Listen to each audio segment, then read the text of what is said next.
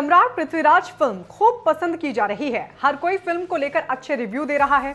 अमित शाह, योगी आदित्यनाथ के बाद अब हिंदू सम्राट पर बनी इस फिल्म को आरएसएस प्रमुख मोहन भागवत ने भी देखा। मोहन भागवत ने फिल्म सम्राट पृथ्वीराज दिल्ली के चाणक्यपुरी पीवीआर में देखी। इस दौरान खुद फिल्म में सम्राट पृथ्वीराज का किरदार निभा रहे अक्षय कुमार भी उनके साथ मौजूद रहे। मोहन भागवत ने फिल्म को वर्ल्ड क्लास बताया। आरएसएस प्रमुख ने कहा कि पहली बार है जब पृथ्वीराज चौहान और मोहम्मद गौरी के संघर्ष को भारत में भारतीय भाषा में और भारतीय दृष्टिकोण से लिखा गया है। हमने पृथ्वीराज चौहान और मोहम्मद गौरी के बारे में पढ़ा है जो दूसरों ने लिखा था, लेकिन ये पहली बार है जब हम इसे हमारे भारतीय दृष्टिकोण से देख रहे हैं। साथ ही ये भी कहा कि भारत के सम्मान की रक्षा के लिए भारतीयों को उसी तरह एक साथ लड़ना होगा जैसे इस फिल्म में शक्तिशाली नायकों को दिखाया गया है। आइए सुनवाते हैं आपको क्या कहा मोहन भागवत ने। चौहान, मोहम्मद घोरी, लड़ाई, ये सब मच्चू को चौहान वगैरह हम पहले भी पढ़ चुके हैं, लेकिन किसी और ने लिखा है उसका हमने पढ़ा है। भारत की भाषा में भारत ने लिखा हुआ जो चित्रीकृत किया गया वो आज पहली बार हम देख रहे हैं। तो हमारे इतिहास को भी हम अपने नजर से, अपने हृदय से समझ रहे हैं और ये समझने का मौका देशवासियों को मिलेगा तो निश्चित ही इसका परिणाम देश के भविष्य पर बहुत अच्छा होगा। भारतवासी सब एक होकर भारत के सम्मान की रक्षा करने में उसी प्रकार से पराक्रमी होंगे जिस प्रकार से उन पराक्रमी वीरों को इस चित्र में दिखाया गया है।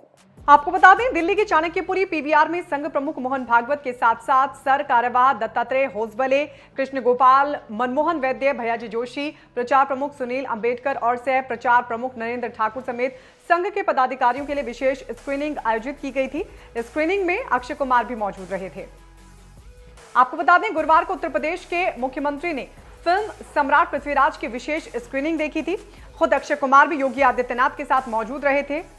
फिल्म देखने के बाद योगी सरकार ने यूपी में फिल्म को टैक्स फ्री भी कर दिया। तो वहीं योगी से एक दिन पहले यानी बुधवार को केंद्रीय गृह मंत्री अमित शाह ने भी फिल्म देखी थी और कहा कि ये फिल्म महिलाओं के सम्मान और उन्हें सशक्त बनाने की भारतीय संस्कृति को दर्शाती है। अमित शाह ने कहा था 1947 में भारत स्वतंत्र हुआ और 2014 में सांस्कृतिक पुनरुत्थान का युग शुरू हुआ।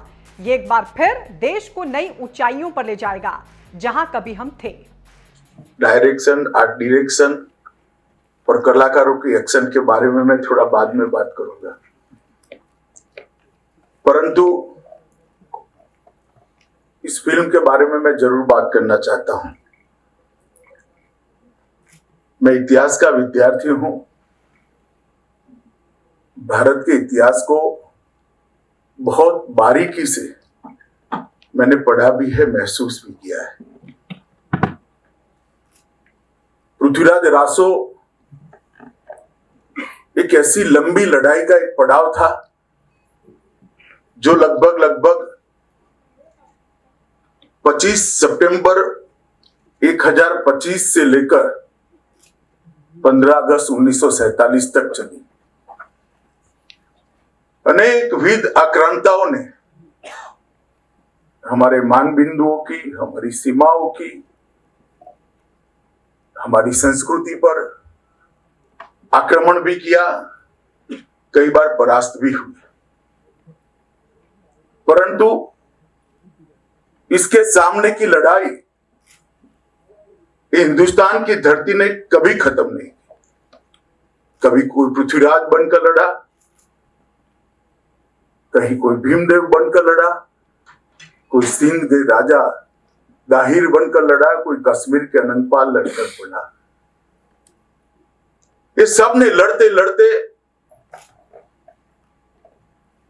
सालों के सांस्कृतिक प्रवाह को जो हमने बनाकर विश्व की श्रेष्ठ संस्कृति यहां पर हमने बनाई थी, उसका संरक्षण भी किया, संवर्धन भी किया। और जो आक्रांता विश्व भर में कभी पराजित नहीं हुए थे, उन्होंने स्वयं स्वीकार किया कि हम गंगा जमुना के मुहाने पे आकर डूब गए, वो हमें परास्त नहीं कर पाए। कई बार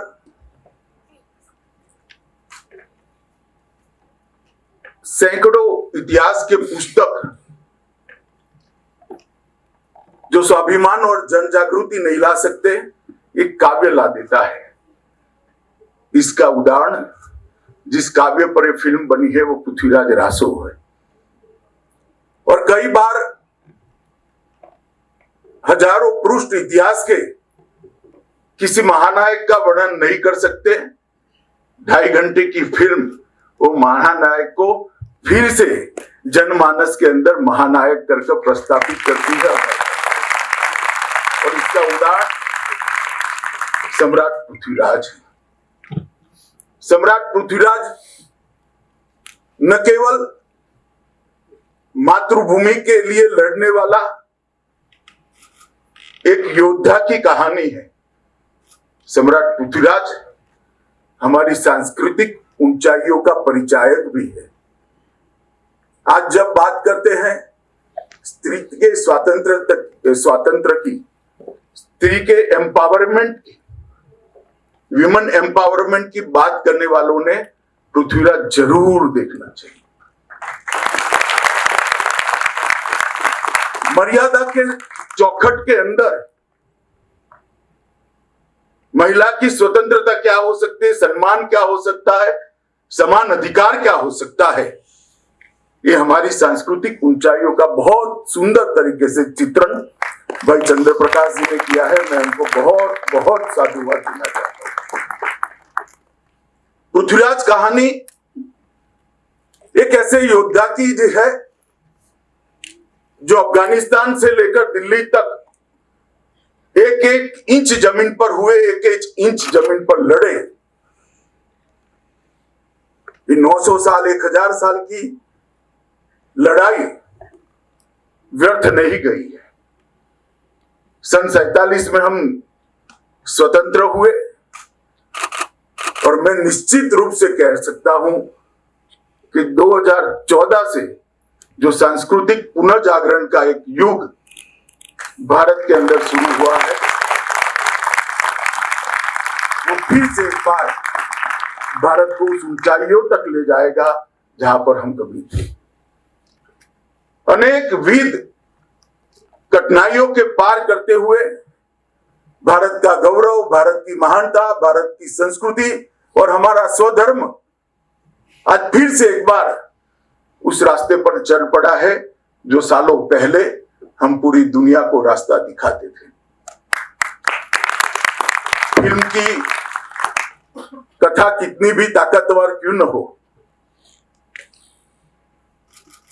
अगर उसका दिग्दर्शक इसके अंदर प्राण नहीं पुरता है तो फिल्म कभी भी कथानायक के साथ न्याय नहीं करती है।